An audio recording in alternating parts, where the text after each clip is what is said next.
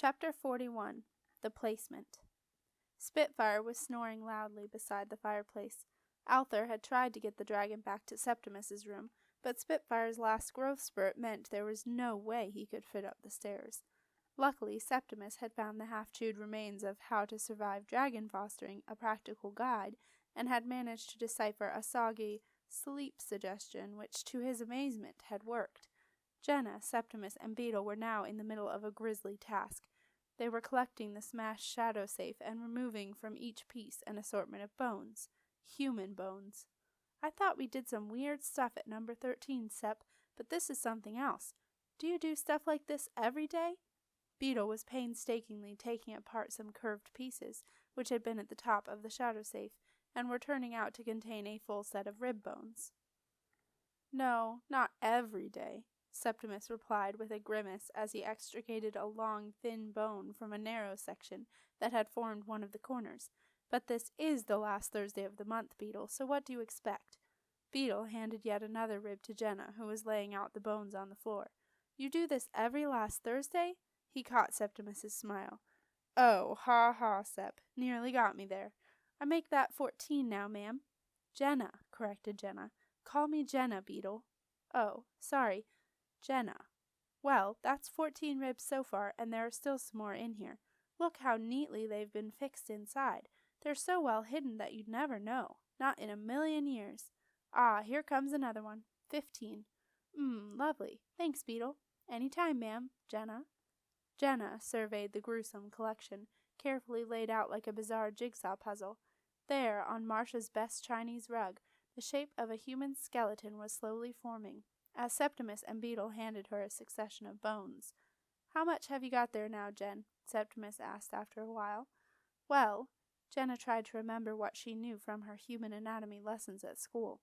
"There's almost 2 arms and, 8 fingers. No thumbs yet. I don't think so, anyway. There are lots of little bones, but I don't know where they go. Maybe in the wrist. There's one whole leg still missing, and no skull yet, thank goodness." "Aha," Septimus said grimly, as he pulled out a long, thin section from under the upturned sofa. "I think leg number 2 is in here." "This is so weird," muttered Beetle, as he handed Jenna a succession of small bones. She placed them carefully where she thought they belonged. Then she stood up and surveyed her creation. She now had what looked like a full skeleton minus the head.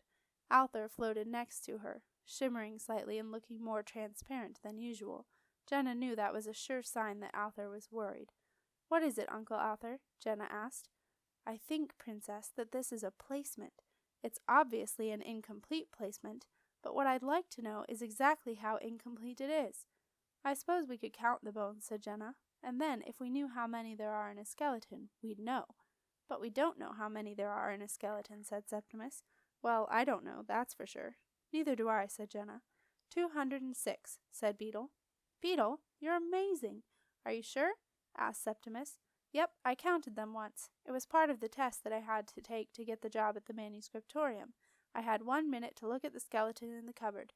Then they muddled it up, and I had to put it back together and count the bones. I counted 200, and old Foxy told me to add 6 to that, because there are 3 tiny bones in each ear that you can't see, so it's 206. "Well, you ought to be doing this then, Beetle," said Jenna. "You'd be much better at it than me." No thanks," Beetle shuddered. "Don't like bones. They set my teeth on edge." Jenna looked so disappointed that Beetle immediately relented. "Well, all right then," he offered. "I'll count them if you really want me to." Beetle started his gruesome count. 5 counts later he sat back on his heels and said with relief, "Finished. That comes out the same as the last one. All the bones are there, except for the skull, of course." "Which will complete the placement," said Alther. "But why a placement with a human skeleton?" asked Septimus. "Aren't they usually done with rats or snake skeletons?" "Usually," agreed Alther, "but this looks horribly like a personal placement, and those are lethal." "Excuse me," mumbled Beetle, "but what is a placement?" "I'm glad you asked that, Beetle," said Jenna, "because I have no idea either." Beetle blushed. "It's a dark device," muttered Alther, floating above the skeleton, examining it closely. "A placement is a way of gaining access to somewhere that would be impossible to get into any other way. The wizard, and it usually is a wizard, as these things can be dangerous, will, by some devious means, get the bones of a creature taken over the threshold of the place he wishes to enter. The person who you wish to affect must carry them in willingly. You can't just chuck them in through the window. They must be taken in piecemeal, and when the last bone, always the skull, crosses the threshold, the creature reassembles itself and then does whatever task it has been sent to do. It is virtually unstoppable, but a personal placement, which has to be human bones, is one of the nastiest dark devices of all. One touch from the placement, and the intended is dead, and worse than that, they then spend a year and a day in turmoil. At least when I became a ghost, all I had to do was sit in that ghastly throne room for a year and a day. But to be in turmoil for so long, that's terrible, terrible. Arthur shook his head. Septimus felt sick. The intended is Marcia, isn't it, Arthur? He whispered. I would say so, apprentice. You know, I just don't understand how Weasel could do this. Do what, Arthur?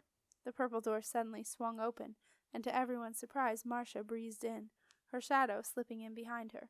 Marcia was carrying what looked like a large hat-box. Ah! She yelled. That wretched, wretched dragon! Oh, I don't believe it! Marcia, Arthur said very calmly, you have a placement in here. I need to know what is in that box.